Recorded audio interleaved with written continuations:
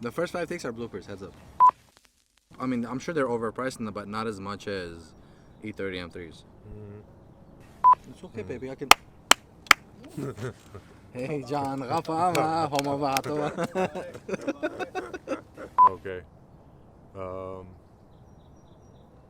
The sun just came back. Cool.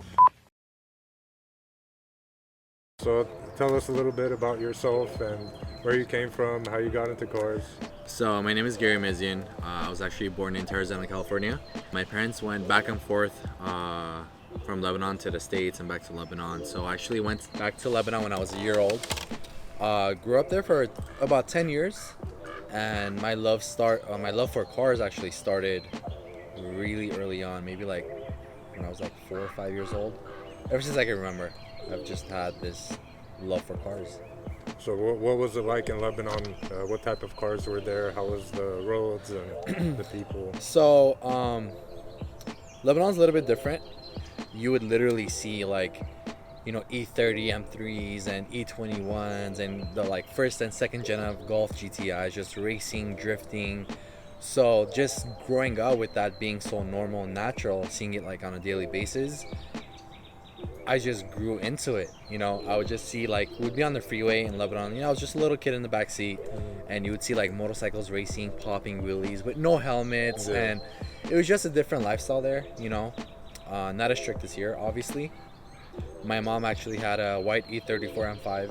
Nice. That's awesome. Yeah. So my mom was a BMW mom, and my dad was a Mercedes guy. So, but I always gravitated towards the BMW for some reason. The sound of it and, everything about it. And I was just got into cars like crazy back then. Yeah. How was the roads in Lebanon? Was there like specific places where they would do hill climbs or like? In Lebanon, there's this, they have these rallies, time attacks. And they're very big on racing over there. They close all the streets. It looks similar to this actually. And then there's like all kinds of cars. They actually send a lot of their motors and cars to back motorsports in the States to have them built to go back and race them. So how did you start into the BMW love? What was your first BMW and where did you go from there? My dream car back then when I was like 18, it was a 46 M3. I worked and saved up and, with little luck here and there, picked up my 46 M3. I was always a BMW guy growing up, and I still have that car. I've had multiple M3s, E36s, E46s, E93s, but that E46 I still have. I've had that for about maybe almost 10 years, 9.5, 10 years. Where is that project now? What's happening? It's actually getting a second makeover. It's at the shop at the moment. It's doing another color change and full refresh of the interior, the Recaros, the roll cage, just changing it up a little bit. So how did you transition into Porsches? Why did you get into them and why 996? So not all, but most BMW drivers tend to graduate into Porsches. It's like your next goal. You know what I mean? It's not that we don't love BMW. We still do. I still have my 46 M3. It's a different type of driving, different type of fun. But we usually try to upgrade into a Porsche. So I actually wasn't a big fan of the 996 in the beginning. I'm more into 993s and 997 GT3s and cars similar to that. I actually didn't like this so much, especially with the headlight situation that they always talked about in the IMS, and it's not a true 911 and all that, talk they had. Until one day I actually drove one, and then that completely changed everything I thought about this car. It was more raw. It sounded better. It drove amazing. It was quality. I mean, I've driven 997s. And personally, in my opinion, this just feels more of a old school, raw 911 basically. Yeah. I remember I was working mechanic a while back, and one of the customers had brought in a black 996 Turbo, and I planned it in a way where I would work on the car and finish it right at lunch. So I would take the car for a test drive at lunch. And I remember that lunch perfectly. Like, I literally went and got food in 5 minutes and spent 55 minutes driving the car. But yeah, I could understand where that love comes from. It's completely different than any other car out there, and it's so well balanced, and just taking the turns, it just feels like you're in the right car. Yeah, and especially, I mean, this much handling technology in the early 2000s. This is 2003. It's crazy. It handles better than most cars today, and the feedback you get from the steering and the chassis and the wheels, the suspension. It's crazy how this car existed in 2002, 2003. Yeah. You know. Yeah. So with all the talk about the egg-shaped runny egg headlights and the underratedness of the car, do you see this car gaining in value in the coming years? And if so, why is that? Why do you think it would go up? It actually started about a year and a half ago. It's actually creeping up. A lot of people don't want to admit that, and I mean, you could think what you want about them, yes or no, but you just look online for 6-speed coupes, especially in clean conditions. The prices are creeping up very fast, very fast. Why do you think the price is going up? The owners of these cars were first owner, second owner, and they just garage kept it. They didn't put cheap parts on it and change too much. So a lot of people are driving these and realizing how good they actually are. Just like me, when I test drove it, I just fell in love with it, and I can't believe it took me this long to just test drive it. Yeah, definitely underrated car. And I honestly think the headlights look amazing. It sets it apart from all the other Porsches. You know exactly what it is when you see it, so it's another characteristic it adds to it.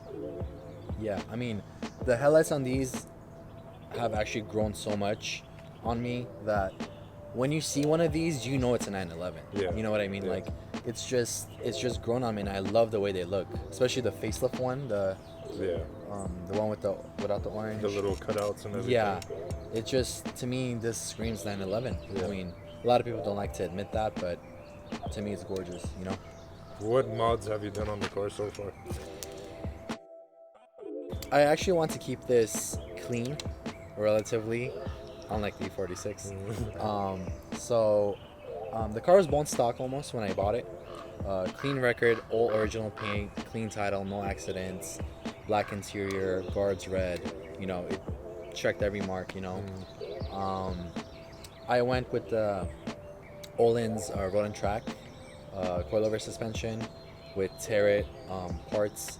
I went with the Tarot stud conversion, the BPS 88s that I had to wait 6 months for from Germany because they were on back order.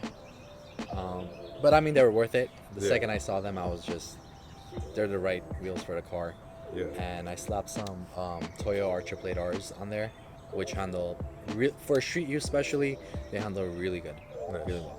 Yeah. And then for the engine, just basic bolt-ons, the Fab Speed intake, Fab Speed catless X-pipe, and a Fister exhaust. To me, that just gives it the rawness. It's not too loud, it's not too quiet. It just sounds like an old school 911, like it should have sounded, from the factory. So how would you compare your 996 to your E46 M3? They're very different in a lot of ways, and similar in a little bit. It took me a while to get used to the driving characteristics of the 996. I'm used to the front engine rear wheel drive, the 50-50 weight distribution on the E46. So when I hopped in this, it took a while for me to get used to it because it's a rear engine all-wheel drive. But after a couple of months, I soon realized as long as you know how to take the corners, the weight transfer and how well it grips, you just got to trust the car, and it just takes you through every single corner. Nice. How was the weight the weight balance and like going into turns and out of turns? How do you see that comparing between the cars? Do you feel that with the all-wheel drive system you have to be a little more careful in the turns, or is it the opposite? So I haven't taken this to the track yet, so I won't know 100%. But on the streets, this is an all-wheel drive. It's the 4S, but it has a very light, compact all-wheel drive system. It's only about like 80 pounds or so, and it's not like 50-50 weight and 50-50 transfer. Right. It's actually like 90-10. So it's basically rear-wheel drive 911 until you start to lose grip, which is near impossible with this car unless you're really pushing it. And the second you push it that far, the front kicks in, and then with the R888 Rs, it just grips. It's just amazing. Right. Cool. So what are the future plans with the car? I mean, I drive it on the weekends on my days off usually. I don't want to do too much with this one. I just want it to be a Sunday drive, Malibu, Mulholland Drive, Angels Crest, just, out with the boys. I did all the maintenance on it, the IMS, RMS bearings, which tend to go wrong in some of these motors. It's more of a preventative, maintenance. I got that out the way. I put a new clutch in there. So the car is perfect at the moment, Yeah. I don't want to put Recaros or roll cage or anything like that in this one. I just want to keep it classy. Less is more, especially with a 911. I do want to take it to the track, see how she does. Just more car shows. Car shows, car meets, heritage group. If you guys have stopped by our drivers meetings, Gary's been there a couple times with his 996. You might be able to see some photos of it on our Instagram. But yeah, I mean, it's a beautiful car, gorgeous car. And I love the backstory of like how you got into cars and racing through Lebanon. And I could just imagine the feeling, just being there as a little kid and seeing these old school BMWs ripping it up and down the street. So thank you for taking the time to talk to us, and we hope to see you at our next show. Perfect, thank you. You got it.